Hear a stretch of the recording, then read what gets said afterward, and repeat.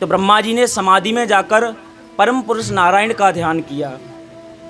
तो समाधि में उनको आभास हुआ, भगवान ने आदेश किया कि मैं जल्दी ही देवकी के गर्भ से जन्म लेकर के आऊँगा और आप सब जाइए। तो ब्रह्मा जी ने सबको आदेश किया कि जाइए। ठाकुर जी का आदेश हुआ है कि सुंदर ब्रज धाम में ठाकुर जी देवकी के अष्टम गर्भ से उत्पन्न होकर के इन निशाचरों का उद्धार करेंगे। आप सब लोग ब्रज में जाके नाना भांति जन्म लीजिए ठाकुर जी की, ताकि सेवा कर सकें। आप अपनी पत्नियों के सहित, जैसे ठाकुर जी अपनी प्रिया के समेत, किशोरी जी के समेत वहाँ ब्रज में जन्म लेंगे, ऐसे ही आप अपनी देवियों के साथ जाइए और जाकर के उनकी सेवा के लिए अनेक रूप धर के वहाँ उपस्थित होइए। इस प्रकार जब उन्होंने कहा तो देवता जो है ब्रज में खूब जन्म लेने लगे, सब अनेकानेक, कोई कुछ बन रहा है, कोई कुछ बन रहा है। बोले ठाकुर जी की लीला में सम्मिलित होने का अवसर तो प्राप्त होगा। इधर क्या हुआ, कंस जो था बड़ा क्रूर था, उसने अपने ही पिता उग्रसेन जी को पकड़ा और पकड़ करके राज्य को हथियाने के चक्कर में, गद्दी के चक्कर में पकड़ के और बंदी गृह में डाल दिया। बोले पड़े रहो, हमें जैसे त्यागो ऐसे अब या जेल में पड़े रहो और आनंद ले अब जेल को, अब जो राजकाज करेंगे वो हम करेंगे। और इतना पाप है गयो बाको बढ़ गयो, तो जो जनता है का वो जो पापी राजा रहे बातें रुष्ट है जावे। जब कंस ने सोची कि ये है का है, ये जो सब पब्लिक है का है, राजा सोच भी लगो कि जब प्रजाई मेरे खिलाफ रह जाएगी तो मेरा राजकाज कैसे हो। तो वो नाटक करवे को अपनी चचेरी बहन जो देवक जी थे, उनकी पुत्री थी देवकी मैया, उनका विवाह का अवसर आया, वासुदेव जी के साथ सुंदर विवाह होने लगा। अब धूर्त लोग सोचते हैं कि कोई अवसर हमें मिले कि हम अपनी दयालुता दिखाएं, साधुता दिखाएं, ये धूर्तों का वो होता है। देखिए कोई कहते हैं, वो आपने देखा होगा कि निशाचर कैसे होते हैं, बोले बड़े बड़े सींग वाले या बड़े बड़े दांत वाले, ऐसे निशाचर नहीं होते हैं। निशाचर जो होते हैं वो हमारी तरह ही दिखने वाले होते हैं। मानस जी में वर्णन आता है, माँ नहीं मात पिता नहीं देवा, साधुन सन कर बावहि सेवा, जिनके ये आचरण भवानी, निश्चर जानिए ते सब प्राणी। मानस जी में वर्णन आता है, माँ नहीं मात पिता नहीं देवा, जो ना तो अपने मैया बापन ने माने ना कोई देवता माने। साधुन सन करवावें सेवा, वो ये प्रयास करते हैं कि हम साधुओं की सेवा नहीं करें, साधु हमारी सेवा करें आके। बोले साधुन सन करवावें सेवा, साधुओं से अपनी सेवा करवा रहे हैं। जिनके ये आचरण भवानी, निश्चर जानिए ते सब प्राणी, उन प्राणियों को आप समझ लीजिए वो निशाचर हैं पक्के वाले, जो अपने माता पिताओं को नहीं मान रहे हैं। आज देखिए स्थिति ऐसी हो गई है कि हमारे भारतवर्ष में वृद्धाश्रम में सबसे ऊंचा स्थान हो गया है। वृद्धाश्रम की स्थिति, वहीं जहाँ माता पिताओं को छोड़ के आ जाते हैं बुढ़ापे में और पैसे देते रहते हैं, उनकी वहाँ सेवा चलती रहती है। ऐसे वृद्धाश्रमों की बढ़ोतरी हो रही है हमारे भारतवर्ष में, तो ये निशाचरों के ही काम है। अयम तो युग धर्मो ही वर्तते कस्य दूषणा, ये युग का धर्म ही ऐसा है कि निशाचरों के पहले क्या है, निशाचर अलग से दिखते थे, अब क्या है हमारे ही रूप में आके हमसे ही निशाचर पहचानने के लिए कहीं और जाने की ज़रूरत नहीं है। आप आचरणों पे ध्यान दीजिए कि जो साधुओं से अपनी सेवा करवा रहे हैं, माता पिताओं को नहीं मान रहे, देवताओं को नहीं मान रहे, ऐसे पुरुष कोई और नहीं, ये निशाचर ही हैं। ऐसे निशाचरों का जब त्रास बढ़ जाता है तो वो सोचते हैं, ऐसा ही कंस ने सोचा कि मेरा त्रास बहुत बढ़ गया, इसको करने के लिए, दूर करने के लिए कुछ ना कुछ करना चाहिए। अवसर भी है, बहन देवकी का विवाह है, क्यों ना इसका रथ अपने हाथों से, अपने कंधों से जाके और हाँका जाए। अब देखिए दुष्ट कहते हैं कि दुष्ट की नीति और जल की लकीर टिकती नहीं है। अब जो कंस जो है अब अपनी बहन के रथ को हाँकने लगा। अब जब हाँकने लगा सब लोग बड़ाई करने लगे, अरे हमारे महाराज तो बड़े दयालु हृदय के हैं, इनका हृदय बड़ा कोमल है, देखिए कहाँ सारथियों की जगह पे बैठ के अपनी बहन के रथ को हाँक रहे हैं, बड़े दयालु हैं। जनता वाह वाह करने लगी। इतने में अब जनता वाह वाह करे, अब देवता खुश हो जाएं। देखिए देवताओं को बड़ी जलन होती है। स्वकार्य कुशलासुरा, जो अपने कार्य करने में बड़े परम कुशल होते हैं, ऐसे सुर हैं देवता हैं, देवताओं ने तुरंत आकाशवाणी कर दी। बोले अरे मूर्ख मंद बुद्धि, जिस देवकी को तू रथ हाँक के ले जा रहा है उसी का 8वां गर्भ तेरा काल होगा। अब जब कंस ने इतना सुना भयंकर क्रोध में बढ़ गया। अब दुष्ट की जो शक्ल थी वो बाहर आई, दुष्टता बाहर आई। उसने उसके देवकी मैया के केस पकड़े और केस पकड़ के रथ से नीचे खींचकर उसको मारने के लिए अपना तलवार निकाली। बोले मैं इसका तुरंत वध कर दूंगा। बस वासुदेव जी ने विचार किया कि ये तो अनुचित हो जाएगा। उन्होंने दुष्ट होते हुए भी कंस के जाके पैर पकड़ लिए। बोले महाराज आपको भय कंस के देवकी के 8वें गर्भ से है ना, देवकी से तो कोई भय नहीं है। मैं वचन देता हूँ कि देवकी के 8वें गर्भ को जितने भी पुत्र होंगे मैं सब लाके आपको समर्पित कर दूंगा। कंस को लगा वसुदेव जी जो हैं सत्यवादी हैं, मृथा भाषण नहीं करेंगे, क्योंकि वसुदेव जी का स्वभाव था, उनको पता था वसुदेव जी कभी झूठ नहीं बोलेंगे और उनको छोड़ दिया। अब उनको छोड़ दिया। जो देवकी को प्रथम गर्भ हुआ, कीर्तिमान करके पुत्र उत्पन्न हुआ, तो वसुदेव जी लेकर के कंस के पास पहुँचे कि ये देवकी का प्रथम गर्भ है। और उसको पता था दुष्ट है, क्या पता मार दे ना मारे। उसने जब बालक की वात्सल्यता देखी, छोटे से बालक को देखा, बोले अरे ये तो छोटा सा बालक है, मैं यह कैसे मार सकूं। उसके हृदय में दया आ गई, दुष्ट के हृदय में। उसने छोड़ दिया, कोई बात नहीं, मुझे 8वें गर्भ से काल का भय है ना, ले जाओ ले जाओ, मैं इसको नहीं मारूंगा, 8वें गर्भ को लेके आना मुझे। अब ये सब देवताओं ने देखा, बोले इसका हृदय तो द्रवित हो रहा है, परिवर्तन हो रहा है, ये तो ठीक नहीं है, ये दुष्ट है। और ऐसा हुआ तो भगवान लीला अपनी अवतार लेकर के कैसे आएंगे, भगवान लीला कैसे करेंगे आकर के। ऐसी लीला सुनने के लिए, ऐसी लीलाओं के दर्शन करने के लिए समस्त देवताओं ने भगवान नारद को भेजा, जाकर के आप कंस से जो है बातचीत करिए। कंस जो है नारद जी को अपना गुरु मानता था, गुरु भाव। स्वागत है भैया। कंस जो है नारद जी को गुरु के समान मानता था। नारद जी आए, आकर के बोले कंस तुम ये क्या अधर्म किए जा रहे हो। बोले क्या हुआ गुरुदेव। बोले आपको पता नहीं है क्या। बोले क्या हुआ। बोले आपने जिस बालक को भेजा है, हो सके 8 दल का कमल कंस के पास लेकर के गए। उन्होंने कहा इसकी पंखुड़ियों को समारो। उन्होंने गिनना शुरू किया, 1 2 3 4 5 6 7 8। फिर नारद जी ने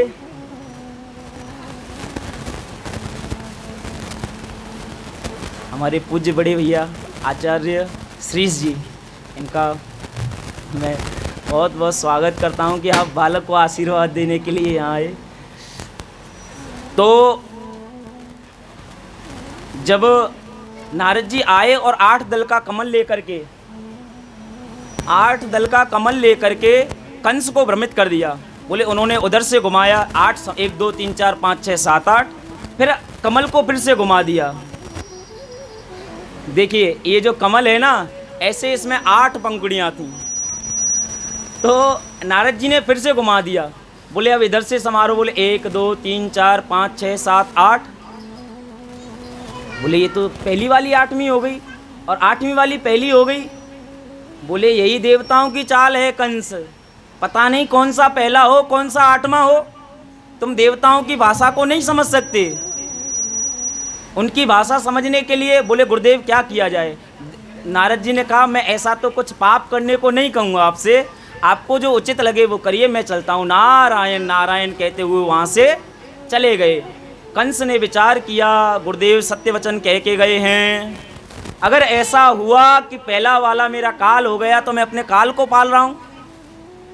उसने क्या किया, वसुदेव को फिर से बुलाया, जाके वसुदेव को बुला के लेके आओ और उसके पुत्र को लेके आओ। वसुदेव जी गए, बोले दुष्ट है ये नहीं सुधरने वाला, और उस पुत्र को ले जा करके और जड़ से मार दिया। इसी तरह से ऐसे कर करके 6 पुत्रों को उसने, दुष्ट ने सबको मार दिया। 7वें गर्भ में अब देखिए अनंत स्वरूप भगवान शेष नारायण पधारने वाले हैं। बोले शेष नारायण भगवान की।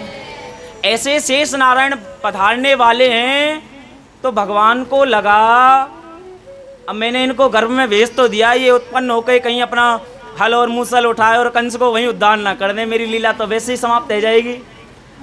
अगर लीला ही समाप्त हो जाएगी फिर काहे को आवे को आनंद, लीला ही नहीं रहेगी। तो भगवान ने कहा, माया को बोला अपनी, भगवान ने अपनी माया को आदेश किया कि बलराम जी को देवकी के गर्भ से खींचकर रोहिणी के गर्भ में स्थापित कर दो।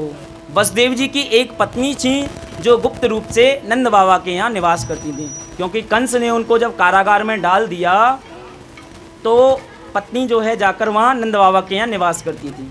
उस देवकी के गर्भ से खींच करके और रोहिणी के गर्भ में डाल दिया। वो संकर्षण क्रिया के द्वारा उसको किया तो उनका एक नाम संकर्षण हुआ। बोले संकर्षण भगवान की। अब देखिए संकर्षण पधार गए। अब जो है भगवान का आने का सुंदर समय हुआ, भगवान के आने का अवसर हुआ। भगवान ने कहा मैं जा तो रहा हूँ परंतु मेरी लीला तभी संपन्न होगी। अपनी माया को बुलाया, बोले आप जाकर के नंद बाबा के घर में एक कन्या के रूप में जन्म लीजिए, कन्या का रूप धारण करिए और मैं देवकी के गर्भ से जन्म लेकर आऊँगा और आप मेरी लीला में सहयोग करिए तो कली काल में आपको पूजेंगी।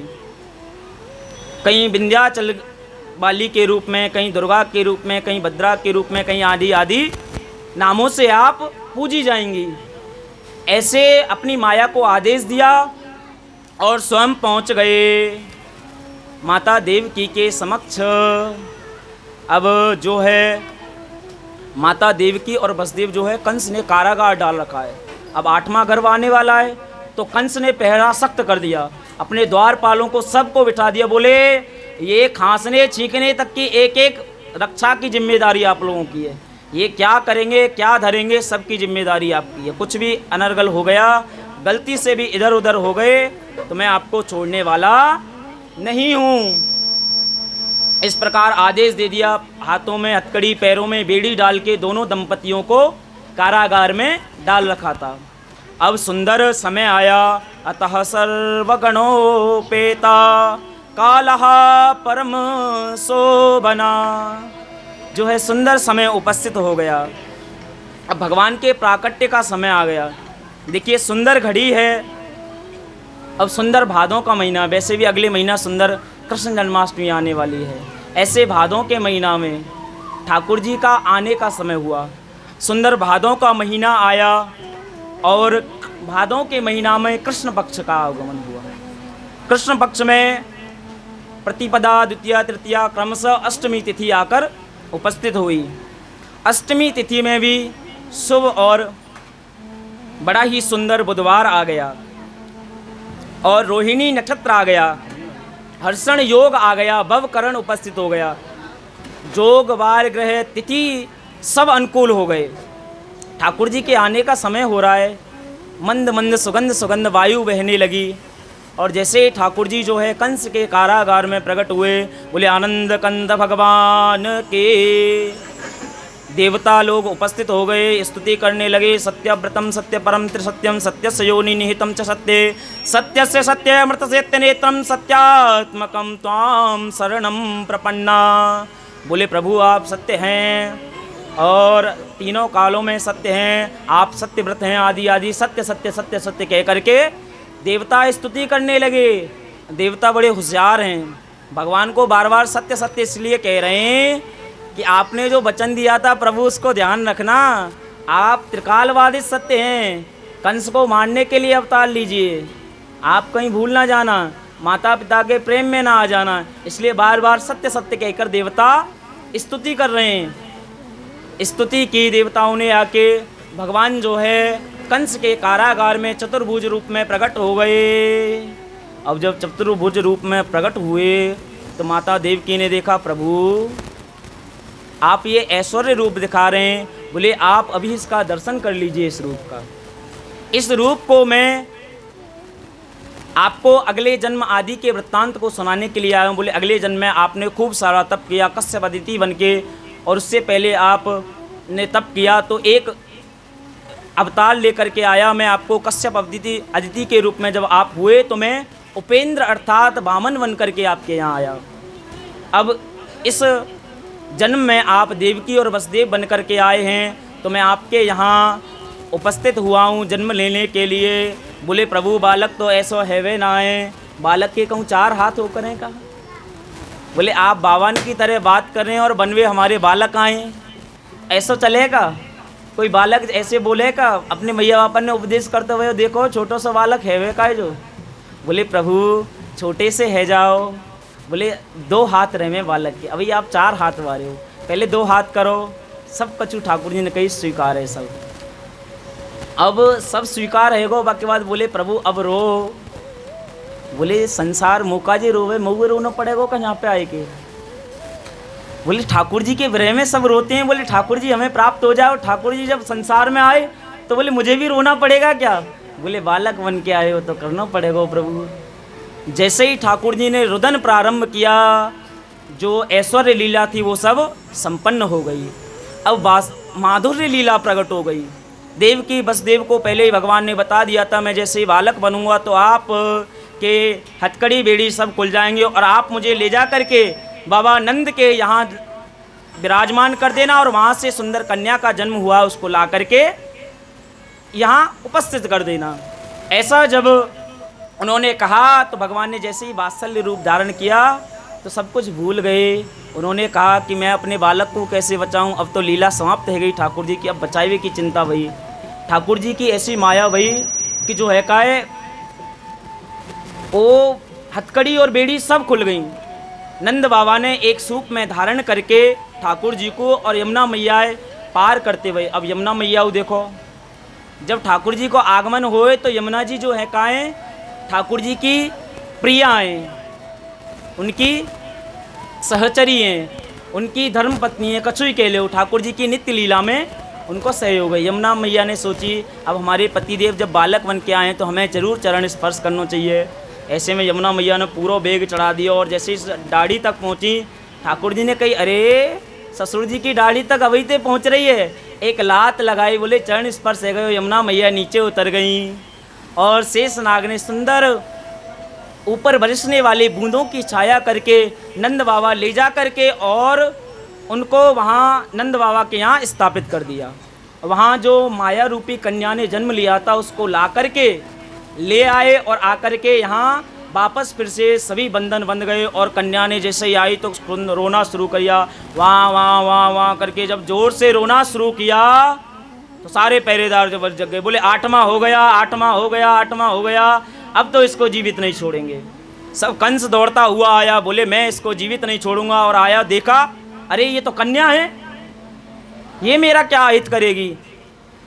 बोले ये देवता भी बड़ा झूठ बोलते हैं पर हो सकता है ये कन्या बाद में चल के मेरे काल बन जाए। उसने उस कन्या को जैसे ही मारना चाहा तो वो कन्या आकाश में उड़ गई और कंस से कहा रे दुष्ट मूर्ख, तेरे मारने वाला तो ब्रज में पैदा हो गया है।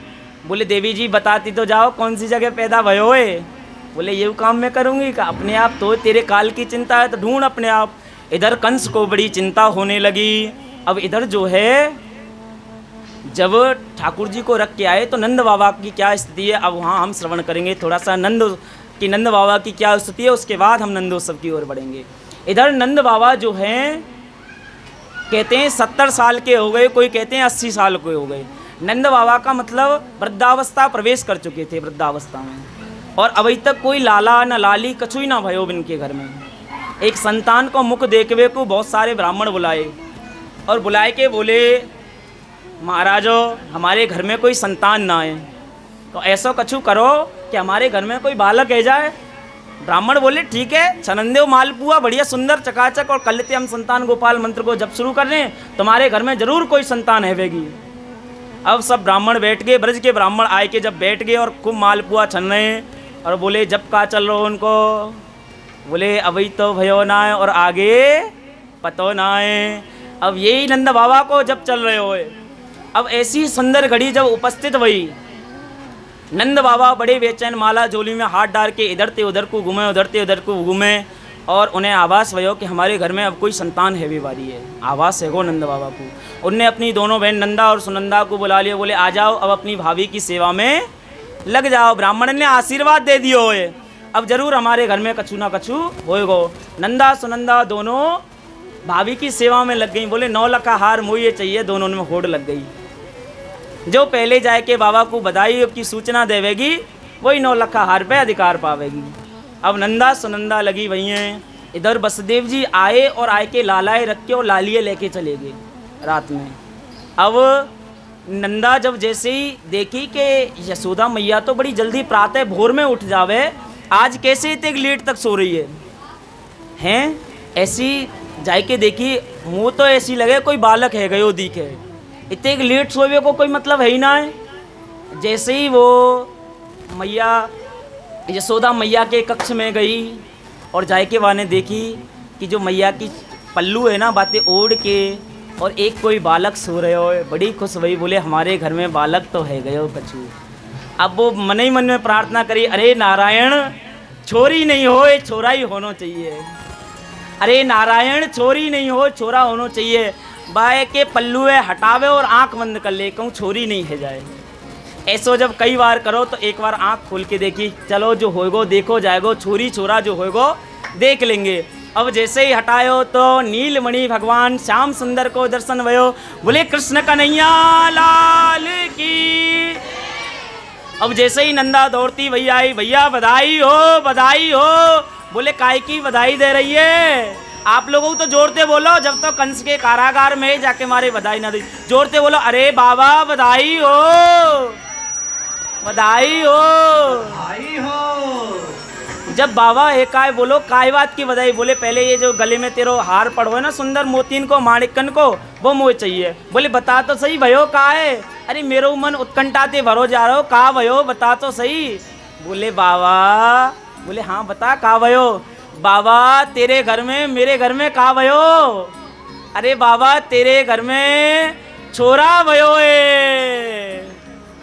नंद बाबा बड़े प्रसन्न भये। बोले सब जो है का है गले में जो मोतीन की माणिकन की सोने की माला पड़ी सब नंदा सुनंदा को दे दे। बोली बहन तेने बड़ी अच्छी खबर सुनाई है, मेरो मन प्रसन्न है गो, या बुढ़ापे में मोकू लाला प्राप्त भयो है। और सब ब्राह्मणन को बुलाए। बोले ब्राह्मणों आपको आशीर्वाद फलित है गयो, अब बताओ मुझे आगे क्या करना है? बोले जाओ नंद बाबा यमुना जी में स्नान करके आओ और सुंदर पगड़ी वगड़ी बांध के आओ, अब जो है का नंद उत्सव शुरू करेंगे। नंद स्वात्मजोत्पन्ने जाता लहदो महामना आहूय ब्राह्मणान् वेदज्ञा स्नाता सुचिरलंकृता। नंद बाबा ने इतना आनंद हुआ, नंदस्त्वात्मज उत्पन्ने, वहाँ लिखा हुआ है कि नंदस्त्वात्मज उत्पन्ने, नंद जी के कोई सुत या पुत्र नहीं लिखा है। नंद जी के यहाँ क्या उत्पन्न हुआ? आनंद। भगवान क्या है? आनंद। भगवान जब नंद के यहाँ आए तो किसी ने नहीं कहा बेटा हुआ है, बोले नंद घर आनंद भयो।